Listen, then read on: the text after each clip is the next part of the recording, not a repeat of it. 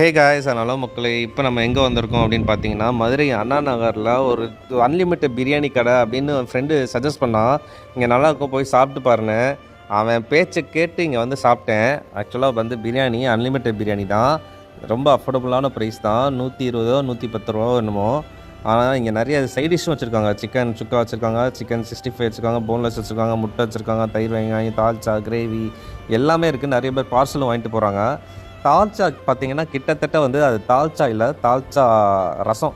அது வந்து ரொம்ப தண்ணியாக இருக்கும். சொல்கிறேன்னு தப்பாக எடுத்துக்காதீங்க.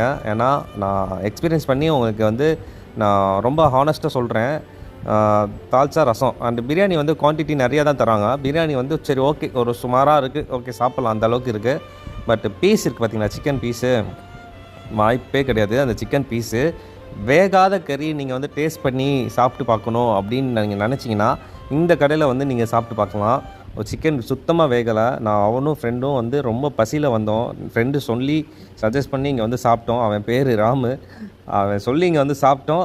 அவள் தான் நாசமாக போச்சு. இந்த கடையில் சாப்பிட்டு நெக்ஸ்ட் டே வந்து நான் ஹாஸ்பிட்டலில் அட்மிட் ஆயிருந்தேன். ஃபுட் பாய்சன் ஆகிடுச்சு. ஸோ குளுக்கோஸ் சேர்த்துனதுக்கப்புறம் சரியாச்சு. ரொம்ப அவஸ்தைப்பட்டுட்டேன். இவ்வளோ ஆனஸ்ட்டாக காஷனாக இருக்கிறதுக்காக வந்து ரிவ்யூ சொன்னதுக்கு எனக்கு லைக் பண்ணிட்டு ஃபாலோ பண்ணிடுங்க. பாய். என் ஃபேஸ் ரியாக்ஷன்லேயே தெரிஞ்சிருக்கும்.